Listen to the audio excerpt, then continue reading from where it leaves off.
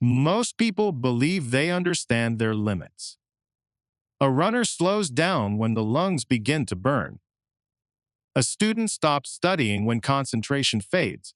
An employee leaves work when exhaustion begins to appear. The pattern feels natural. Effort rises. Discomfort appears. And the mind quietly concludes that the limit has been reached. Most people rarely question this moment. The signal feels trustworthy. Fatigue feels like information. Pain feels like proof. But something subtle may be happening here. What if the moment we interpret as a limit is something else entirely? What if the sensation that tells us to stop is not a true boundary, but an early warning created by the mind itself? And if that were true, a deeper question begins to emerge. How much of what we call our limits is real? And how much is constructed by the mind trying to protect us from discomfort? This question sits at the center of the perspective explored in Can't Hurt Me, David Goggins' exploration of mental endurance. The book examines the idea that most people operate far below their true capacity, not because their bodies fail them, but because their minds stop them first. David Goggins summarizes the idea with blunt simplicity. Most of us are running on about 40% of our true capability. If that observation is even partially true, something important follows. The limits people believe they understand may not be limits at all. They may be thresholds of discomfort. So the real question becomes this: if the mind often stops us long before the body must stop, what actually determines how far a person can go? And perhaps more importantly, how often has that limit already been negotiated long before we notice it? At first, the idea of hidden capacity can sound motivational, but Goggins does not present it as encouragement. He presents it as confrontation. His argument begins with a difficult premise. Most people avoid discomfort whenever possible. This avoidance appears in small daily decisions. A difficult task is postponed. A demanding goal is quietly abandoned. A challenging conversation is delayed. Each decision feels reasonable in isolation, but something accumulates over time. Gradually, the mind learns that discomfort should be avoided, and eventually, this becomes an operating rule. The mind begins to protect itself from challenge, and that protection slowly shrinks a person's perceived capability. Goggins describes this pattern directly. We all have the ability to come from nothing to something, but that transformation rarely occurs without deliberate friction, because growth often begins precisely where comfort ends. And this matters. If discomfort becomes the signal to stop, then the range of possible effort becomes extremely narrow. The mind begins to define limits long before they are real. Goggins often describes what he calls the cookie jar. The idea is simple. When facing difficulty, the mind searches for evidence that continuing is possible. Memories of past challenges become psychological resources. Each previous hardship becomes evidence. Evidence that pain can be endured. Evidence that exhaustion can be survived. Evidence that the mind does not always interpret reality accurately. In the book, he writes, "Life is one big tug of war between mediocrity and trying to find your best self." At first, this appears to describe ambition, but something deeper is happening. The conflict is not external, it is internal. The mind constantly negotiates between ease and effort, comfort and challenge, stability and expansion. And these negotiations determine behavior far more often than people realize. Something interesting appears when people deliberately move toward discomfort. The first encounters are often chaotic. The body protests. The mind produces persuasive reasons to stop. Fatigue appears quickly. Confidence collapses. But repeated exposure begins to change the pattern.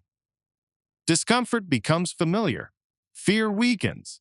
The brain recalibrates its expectations, and what once felt impossible gradually becomes normal. Goggins summarizes this transformation with a simple sentence: "You are in danger of living a life so comfortable and soft.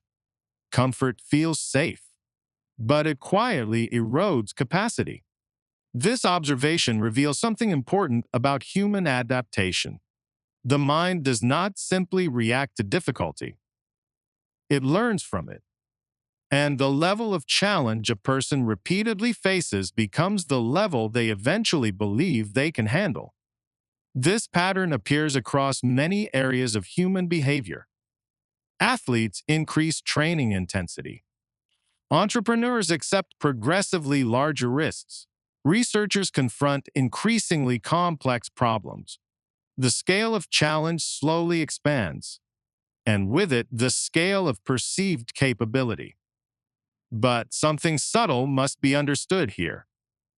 Endurance is not only physical, it is cognitive. Many people assume physical fatigue determines performance. But Goggins argues the opposite. The mind often decides long before the body fails. He writes, "The most important conversations you'll ever have are the ones you'll have with yourself." These internal conversations occur constantly. A thought appears. "This is too difficult." Another thought follows. "You should stop." These sentences rarely arrive dramatically. They appear quietly, almost logically, but they shape behavior because the mind tends to believe its own narrative. And when that narrative says stop, the body usually follows. Viewed this way, resilience begins to look different. It is not simply toughness. It is narrative control. The ability to question the internal voice that predicts failure. The ability to continue when the mind insists that stopping would be easier. And this requires a specific kind of discipline, not dramatic effort, but sustained accountability. Goggins often emphasizes radical self-honesty. He writes, "Tell yourself the truth." This sounds simple, but it can be uncomfortable because many limitations people believe are external are often internal negotiations. Excuses appear convincing. Circumstances appear decisive. But deeper examination sometimes reveals something else: avoidance, fear, or the desire to preserve comfort. This is where the book introduces another important concept: the idea of the accountability mirror. The mirror represents confrontation with reality, a moment where a person stops negotiating with their own excuses and simply observes what is true, what has been avoided, what has been postponed, what effort has not yet been attempted. Goggins describes this process as brutal, not because it involves punishment, but because honesty removes illusion, and illusion often protects comfort. When the illusions disappear, a person faces a clear choice: remain within familiar limits, or test whether those limits are real. Something interesting happens when people repeatedly test those limits. The perception of effort begins to change. Tasks that once required extraordinary determination become routine. Resistance decreases. Confidence slowly becomes grounded in experience. Earlier, we considered the idea that most people stop far before their true capacity. Something interesting happens when people hear this idea. Many assume it applies to athletes or extreme performers, but the same pattern appears in ordinary situations: in study, in work, in creative effort. Anywhere sustained effort is required. Now a deeper layer becomes visible: If limits are partly psychological, then exposure to difficulty becomes a method of recalibration. The brain learns what effort actually feels like. And once the mind recognizes that it survived previous hardship, its predictions about future hardship begin to change. Goggins captures this dynamic clearly. You are capable of more than you know. But capability alone is not enough. Capability must be discovered. And discovery rarely occurs without pressure. This reveals something broader about how humans interpret effort. People often assume that improvement follows motivation, but the sequence may actually move in the opposite direction. Action creates evidence. Evidence creates confidence. Confidence reshapes identity, and identity changes behavior. The process unfolds gradually, through repeated exposure to challenge, through the accumulation of small proofs, through experiences that contradict earlier assumptions about what is possible. This idea also explains why comfort can become limiting. Comfort reduces exposure to challenge. Reduced challenge reduces opportunities for discovery. And without discovery, perceived capability remains narrow. Earlier, we considered how the mind often signals limits prematurely. Viewed from this perspective, the signal itself becomes questionable. Pain may not indicate impossibility. Fatigue may not indicate failure. Sometimes these sensations simply mark the point where growth begins. And this matters, because the interpretation of discomfort determines behavior. Two people can experience the same strain. One interprets it as danger. The other interprets it as expansion. And their trajectories diverge immediately. History quietly reflects this pattern. Many breakthroughs appear impossible at first, until someone remains inside the difficulty longer than others expected. The boundary moves, and what once looked like a limit becomes a starting point. Something deeper is happening here. The mind constructs a map of what reality feels like, what effort feels like, what risk feels like. That map guides future decisions. But that map is not fixed. It evolves through experience. Each challenge redraws the boundaries. Each endurance test expands the terrain. And over time, the mind begins to see difficulty differently, not as a warning, but as information. Information about where the next layer of growth might exist. And this returns us to an earlier observation. The moment when effort first becomes uncomfortable. Most people interpret this moment as a stopping point. But if the mind regularly stops early, then this moment may simply be the beginning of meaningful effort. The threshold between ordinary performance and genuine development. In this sense, resilience is not about eliminating difficulty.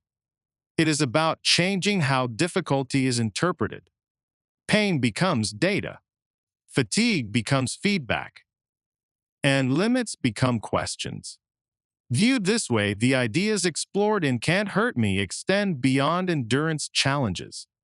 They apply to learning, to professional development, to creative work, to any area where sustained effort determines progress. Because in every domain, the mind eventually encounters resistance. The question then becomes how that resistance is interpreted. As proof of limitation, or as evidence that the boundary is being approached. And this reveals something deeper about human potential. People often search for extraordinary talent. But many transformations begin with something far simpler. A decision to stay slightly longer inside difficulty. To continue slightly further into effort. To question the moment when the mind says enough. Over time, these small extensions accumulate, and the range of possible action expands. Quietly, gradually, often unnoticed. But the effect compounds because systems operate quietly. Now return to the moment we considered at the beginning. A runner slows when the lungs burn. A student stops studying when concentration fades. An employee finishes work when exhaustion appears. These moments feel like limits. But after examining the patterns behind resilience, they begin to look different. They may be signals, not of impossibility, but of negotiation. Moments where the mind is deciding how much discomfort it is willing to accept. And once this becomes visible, perception begins to shift. The limit no longer appears fixed. It becomes a moving boundary, a boundary shaped by interpretation, by discipline, and by the willingness to continue when the mind suggests retreat. In that sense, the central idea of can't hurt me is not simply about extreme endurance. It is about the relationship between perception and capability, between discomfort and growth, between the stories people tell themselves and the actions those stories permit. Because once the mind recognizes that many limits are provisional, a new possibility appears. The possibility that effort can expand beyond its previous edges, quietly, one difficult moment at a time. If these ideas are interesting to you, this channel continues exploring the books and thinkers that challenge how we see effort, risk, and human potential. You are welcome to continue exploring here.